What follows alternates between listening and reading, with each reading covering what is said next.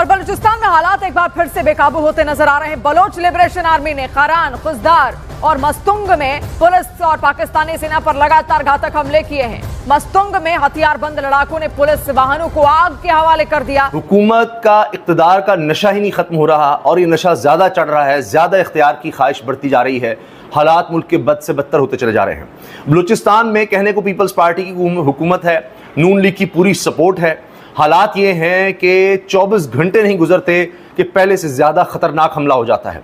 दहशतगर्द दंदनाते फिर रहे हैं, सरकारी इमारतों को आग लगा रहे हैं, सरकारी अफसरान के घरों में घुस रहे हैं, उनको मार रहे हैं, उनको कत्ल कर रहे हैं, शहीद कर रहे हैं, सरकारी रिहाइशगाहों को आग लगा रहे हैं, बैंक लूट रहे हैं, बाजार लूट रहे हैं, सबके सामने ये काम कर रहे हैं। आयशा, ये बड़ी सीरियस इश्यूज हैं। आपने कुछ स्टेटिस्टिक्स अगर आप देखें तो इस साल 2024 में और 2023 को कंपेयर करें तो ओवर 66% इंक्रीज हुई है ऑन टेररिस्ट इंसिडेंट्स और कैजुअलिटीज में जी। 66% एक साल में, ऑलमोस्ट डबल हो गया ना जी।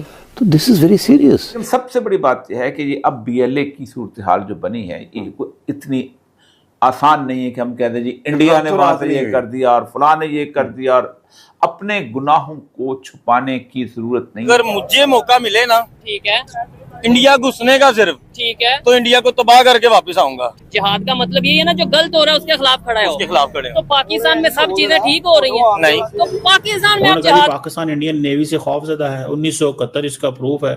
इंडियन नेवी ने की रोल प्ले किया था पाकिस्तान के 2 टुकड़े करने में, 1 से 2 हो गए। जरा कल मोदी साहब क्या कह रहे थे कि पाकिस्तान जो है उसने 1971 में भी दहशतगर्दी की। हर चीज को दहशतगर्दी से लिंक किए जा रहे हैं। दुनिया इस बात पे तो दुनिया सोच रही है कि हर चीज को दहशतगर्दी से लिंक किए। टुकड़े पाकिस्तान के हुए, किए आपने, और दहशतगर्दी हम कर रहे थे। ठीक है ना जी। सो ये सीधा सीधा अगले दिन जो पाकिस्तान के प्राइम मिनिस्टर ने एक बात की, वो बड़ी इंपॉर्टेंट बात थी। पाकिस्तान के प्राइम मिनिस्टर ने जो बात की वो इंतहाई इंपॉर्टेंट बात थी। मैं आपको मजे की बात बताऊं, वो क्या बात थी कि जनाब हमने 1971 का बदला ले लिया। मैं खैर I will not go in detail कि ये पाकिस्तान के वज़ीर आज़म ने क्यों कहा और इसकी क्या सिग्निफिकेंस है। अब वो कह रहे हैं कि जी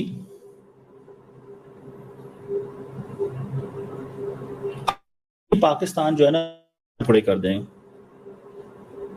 ये डिफेंस। क्या पाकिस्तान के कोई सदर या पाकिस्तान का वजीर आजम या पाकिस्तान का कोई ये मिनिस्टर कहता है कि हम भारत के 30 टुकड़े कर देंगे?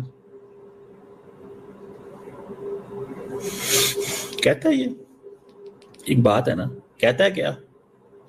इंडियन नेवी ये कहती है कि हम ऑपरेशन सिंदूर अगर फुल फॉर्म पे आता, राजनाथ सिंह साहब कह रहे हैं, अगर ऑपरेशन सिंदूर फुल फॉर्म में आता तो हम पाकिस्तान के 4 टुकड़े कर देते। पाकिस्तान को ग्रेटफुल होना चाहिए कि हमने पूरी पोटेंशियल इस्तेमाल नहीं की। आपको किसने मना किया था sir? Was there any country जिसने आपको मना किया था? अगर मैं इसी सवाल के जवाब ले लूं, कोई ऐसा मुल्क था जिसने आपको मना किया हो? प्रेजेंट करना जानते हैं भारत का, और भारत के लिए वो जिस तरह खड़े हो के बात कर रहे हैं, हमें बड़ी गर्व होता है, खुशी होती है कि वो सही वक्त पे सही जगह पे पहुँचे हैं। उन्होंने अपने ट्रिप का अपने डेलीगेशन के साथ अमेरिका से शुरू किया और न्यूयॉर्क में सबसे पहले वो गए। 9/11 जो कि टेररिज्म का सबसे बड़ा वाक़या माना जाता है दुनिया में, ज़ाहिर अमेरिका का है तो सबसे